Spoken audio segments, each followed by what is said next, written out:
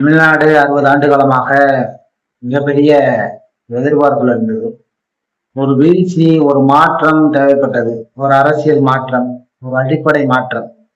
அதை மக்கள் எதிர்பார்த்தாங்க. 60 ஆண்டு காலமாக இருந்த திராவிட கட்சிகளை வீழ்த்தி ஒரு மிகப்பெரிய மாற்றம் நடந்து முடிந்த 2026 சட்டமன்ற தேர்தலில் நடைபெற்று நமக்கு வெற்றி வாய்ப்பு கிடைச்சது. மக்கள் எதிர்பார்த்த மாற்றம் கிடைச்சது. ஆனா அந்த மாற்றம் தமிழ் தேசியர்களுக்கு ஒரு ஏமாற்றமா தெரிஞ்சது தொடக்கத்துல. காரணம், தமிழ் தேசிய கட்சி, முழுமையான தமிழ் தேசிய கட்சி ஆட்சியர் இன்னைக்கு வர வேண்டும் அப்படின்ற தேவை இருந்தது. அது நடக்கல. பாதி தமிழ் தேசிய கட்சி வந்தது. பாதி தமிழ் தேசிய கட்சி வந்தது தான் இப்போதைக்கு தமிழ்நாடு தப்பிச்சிருக்கு அப்படிங்கிற அடிப்படையில தான் இந்த காணொலியை நான் உங்களோட உரையாட விரும்புறேன். நீங்க பார்த்துருப்பீங்க தலைப்ப, பாதி திராவிடத்தால, அதான் ஒரு கண்ணு தமிழ் தேசியம் மறுகண்ணு திராவிடம் சொல்லிதான் இப்ப இருக்கக்கூடிய தமிழ்நாட்டினுடைய முதலமைச்சர் தன்னுடைய அரசியல் பயணத்தை தொடங்கினார். இந்த பாதி தமிழ் தேசியத்தாலதான் தமிழ்நாடு இப்போ மிஞ்சி இருக்கு. இந்த பாதி திராவிடத்தாலதான் முழுமையாக சூறையாடப்பட்டு இருக்கு. பல்வேறு குற்ற சம்பவங்கள் ஒன்னா ரெண்டா வகைப்படுத்தவா வரிசைப்படுத்தவானா, அது என்ன நல்ல காரியங்களா வகைப்படுத்தி வரிசைப்படுத்தி சொல்லியிருக்கு. அவ்வளவு மோசமா, மிக மோசமான நிலைமையில தமிழ்நாடு போயிட்டு இருக்கு. 2026 சட்டமன்ற தேர்தலுக்கு முன்னாடி பாத்தீங்கன்னா ஒரே நாள்ல 12, 13 பாலியல் வழக்குகள் பதிவானது. அதை எல்லாரும் எடுத்து பரப்பணும், கருத்து சொன்னோம், ஆதங்கப்பட்டோம், வேதனைப்பட்டோம். ஆனா இப்போ நேற்று, இன்னைக்கு தேதி 17, நேற்று 16ஆம் தேதி பாத்தீங்கன்னா ஒரே நாள்ல 20க்கும் மேற்பட்ட பாலியல் குற்ற சம்பவங்கள் நடைபெற்றது.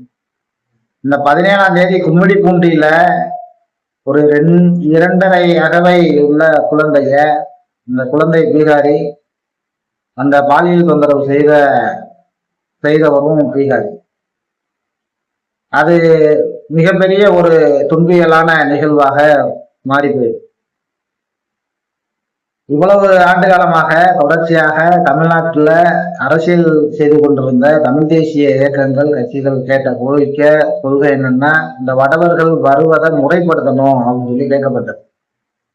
அதுக்காக தமிழ்நாட்டு வேலைகள் அனைத்தும் தமிழர்களுக்கே வேணும்னு மற்ற மாநிலங்கள்ல உள்ளது போல ஒரு சட்டத்தை இயற்றணும் அப்படின்ற கோரிக்கை தொடர்ச்சியாக வைக்கப்பட்டது.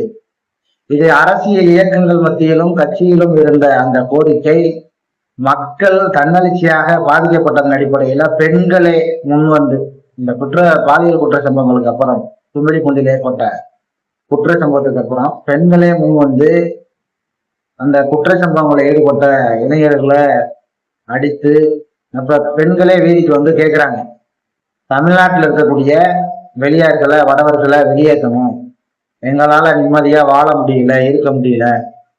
இதுக்கு முன்பு வடநாட்டில இருந்து வந்த இளைஞர்களால தமிழ்நாட்டு மக்களுக்கு பாலியல் தொந்தரவுகள், திருட்டு, வழிப்பறி, இன்னும் பல்வேறு குற்ற சம்பவங்கள், காவல் அதிகாரிகளை தாக்கியதெல்லாம் கூட பதிவானது. இது பல்வேறு வழக்குகள் பதிவாகிருக்கு. அது அரசாங்கமே சொல்லியிருக்கு. கிட்டத்தட்ட 80 லட்சத்துக்கு குறையாத பிற மாநிலத்தவர்கள் தமிழ்நாட்டுக்குள்ள வந்திருக்காங்கன்னு அரசாங்கமே ஆவணப்படுத்துது. ஆனா அது 1 கோடி பேருக்கு மேல இருக்கும்னு பொதுவா தனியார் அடிப்படையில வாக்கெடுத்தது மூலமா, கணக்கெடுத்தது மூலமா இருக்கு அந்த எண்ணிக்கை.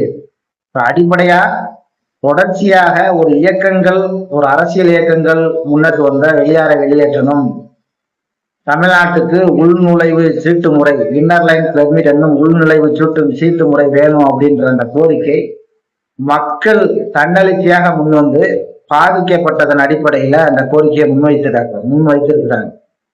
அதனால மிக விரைவாக புதிதாக தலைமையேற்றிருக்கிற தாவேக அரசு, தமிழ்நாடு அரசு திரு விஜய் அவர்கள் முழுமையாக அவர் ஒப்புக்கொண்ட அடிப்படையிலாவது தமிழ் தேசிய இயக்கங்கள் 90 விழுக்காடு வேலை வாய்ப்பு, தமிழ்நாட்டு வேலை வாய்ப்பு 90 விழுக்காடு, 100 விழுக்காடு தமிழ்நாட்டு வேலை வாய்ப்பு முழுமையாக தமிழ்நாடு அரசின் ஒதுக்கக்கூடியது தமிழர்களுக்கும், மத்திய அரசாங்கம் கொண்டு வரக்கூடிய வேலை வாய்ப்பு அதுல 90 விழுக்காடு தமிழர்களுக்கும், பிற மொழியாளர்களுக்கு பிற மக்களுக்கு 10 விழுக்காடு முழுக்கணும்னு தமிழ் தேசிய பேரியக்கம் உள்ளிட்ட தமிழ் தேசிய இயக்கம் தான் கேட்கிறோம்.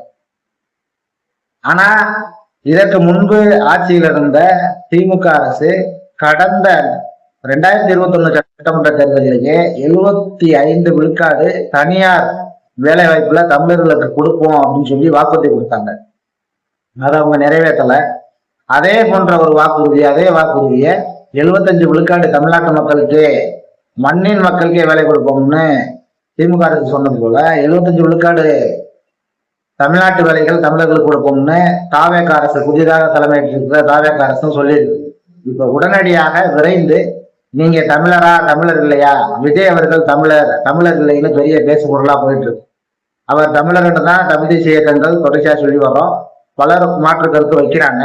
அதுக்கு ஏன் வைக்கிறாங்கன்னா, எப்படி ஐயா கருணாநிதி அவர்களோ ஐயா ஸ்டாலின் அவர்களோ தமிழ்நாட்டுல முதலமைச்சராக வரும்போது ஆந்திராவுல அவரை கொண்டாடினாங்க, பாருங்க நம்ம இனத்தை சேர்ந்தவர் தமிழ்நாட்டுல முதல்வராக இருக்குன்னு கொண்டாடினாங்க. அதே போல விஜய் அவர்கள் முதல்வராக வந்த பிறகும் கொண்டாடப்படுறாங்க. ஒரு பத்திரிகையாளரே சொல்றாங்க. அதன் அடிப்படையில இவங்க கொண்டாடப்படுறாங்க. அதனால ஒருவேளை திரு விஜய் அவர்கள் பிறமொழியாளராக இருக்கலாம் அப்படின்னு சொல்லப்படுது அந்த கருத்துருக்கு. அதுக்கான சான்றுகள் ஏதும் இல்லை. சான்றுன்னு பெருசா சொல்லப்படுறது அவங்க தாயார் பேசினது, தந்தையார் பேசினதை சொல்றாங்க. ஆனா தமிழ் தேசிய இயக்கங்கள் யாரும் திரு விஜய் அவர்களை தமிழர்கள் யாரும் சொல்லல.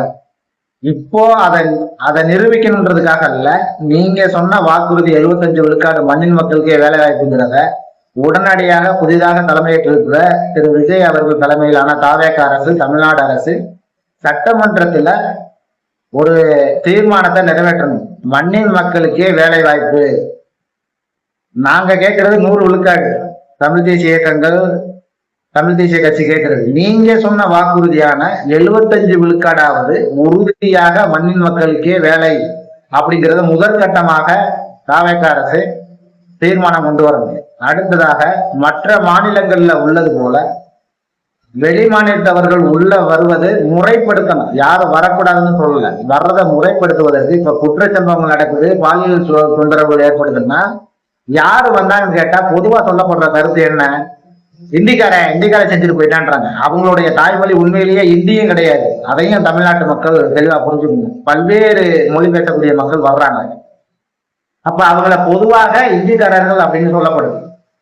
அப்படி சொல்லாம இப்ப யாரு வர்றா, இப்ப ஒருத்தர் ஒரு நாளைக்கு தமிழ்நாட்டுக்குள்ள வேற மாநிலங்கள்ல இருந்து வர்றாங்கன்னா அவரோட பேர் என்ன, அவருடைய எந்த ஊரு, என்ன முகவரியில இருந்து வர்றாரு, யாரை பார்க்க தமிழ்நாட்டுக்குள்ள வர்றாரு, வேலைக்கு வர்றாருன்னா எந்த நிறுவனத்துல வேலை பார்க்கிறாரு, அந்த நிறுவனத்தோட பேரு, அது உரிமையாளர் பேரு, எவ்வளவு நாளும் வேலை பார்க்க போறாரு அப்படின்ற இந்த தரவுகள் எல்லாம் இருக்கக்கூடியதுதான் உள் நுழைவு சீட்டு முறை என்னும் வின்னர் லைன் பெர்மிட் முறை. இந்த முறை இருந்தா இப்போ ஒரு குற்றச்சம்பவங்களும் ஒருத்தர் ஈடுபட்டா உடனடியாக இவர் தான் இன்னார் தான் ஈடுபட்டிருக்கிறார் குற்றச்சம்பவங்கள்ல அப்படின்னு நம்ம தமிழ்நாடு கவர்மெண்ட் உடனே அவர் கண்டுபிடிக்க ஒரு வசதியா இருக்கு. இந்த திட்டத்தை உடனே அமல்படுத்தணுன்றதுதான் இந்த காணொலியுடைய நோக்கம். அடுத்த காணொலியில் சந்திப்போம். கருத்தினங்கள். நன்றி, வணக்கம்.